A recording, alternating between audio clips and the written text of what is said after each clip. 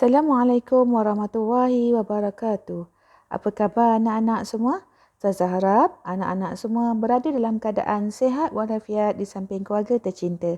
Baiklah, kelas PDPR Cup kita pada hari ini subjek sirah bersama Ustazah Ros. Pelajaran pertama kita, perkembangan agama Islam. Bila kita sebut sahaja perkembangan agama Islam, ianya merujuk kepada perkembangan dakwah Rasulullah SAW. Baiklah, perkembangan agama Islam ataupun perkembangan dakwah Rasulullah SAW berlaku dalam 5 sudut, iaitu sudut akidah, sudut ibadah, sudut akhlak, sudut muamalat dan sudut qanun. Bila kita sebut saja sudut akidah, anak-anak kena semat dalam kepala, ianya berkaitan dengan rukun iman. Ada berapa rukun iman? 6. Okey, iaitu beriman kepada Allah, beriman kepada malaikat, beriman kepada kitab, beriman kepada rasul, beriman kepada hari kiamat dan beriman kepada qada dan qadar. Okey, sudut akidah berkaitan dengan rukun iman. Okey, bila kita menyebut tentang perkembangan, kita kena tahu sebelum dan selepas.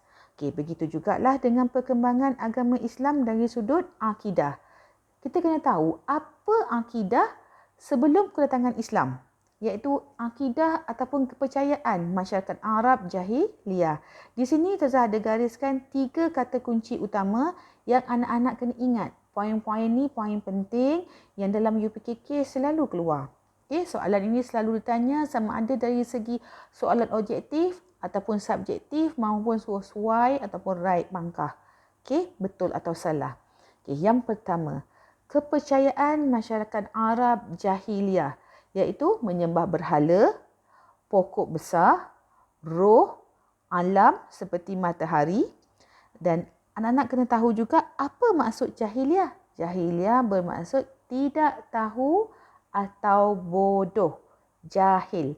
Ya, ma makna jahil? Tidak tahu, bodoh. Yang kedua, anak-anak kena tahu bilangan berhala di sekeliling kota Mekah sebelum kedatangan Islam. Ini memang soalan famous lah. Every year keluar tentang bilangan berhala ni. Iaitu sebanyak 360 buah berhala di sekeliling Kaabah. Dan poin yang ketiga, anak-anak kena tahu nama berhala.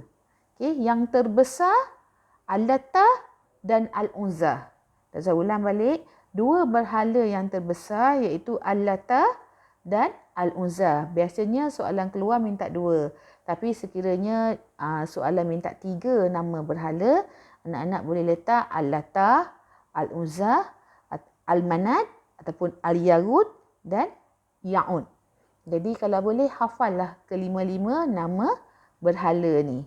Selalu soalan memanglah minta 2, tapi pernah satu ketika dulu dia minta 3 nama berhala. Okey, yang ini poin-poin penting sebelum kedatangan Islam. Okey, seterusnya kita pergi selepas kedatangan Islam. Apa yang berlaku? Okey. Nabi Muhammad SAW berdakwah selama 23 tahun. Ustazah ulang, 23 tahun.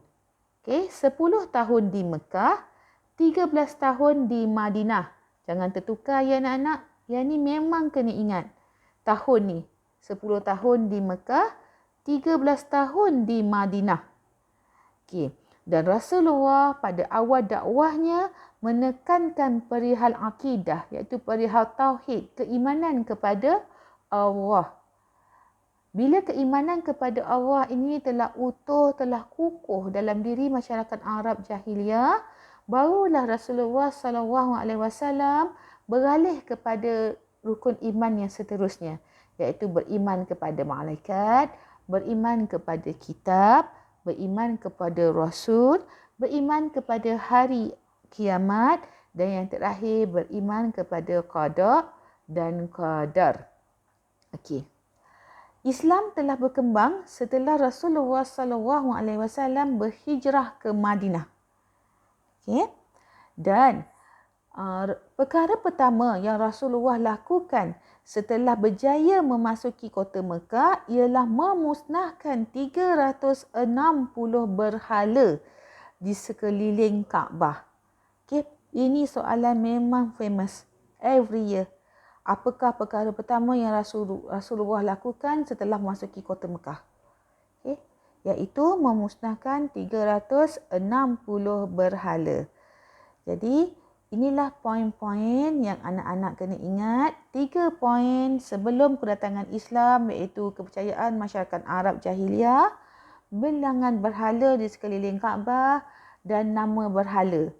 Manakala selepas kedatangan Islam, anak-anak kena ingat berapa tahunkah Rasulullah berdakwah, di Mekah berapa tahun, di Madinah berapa tahun, dan Rasulullah pada awal dakwahnya menekankan tentang apa? Iaitu tentang akidah dan apa perkara pertama yang Rasulullah lakukan setelah memasuki kota Mekah.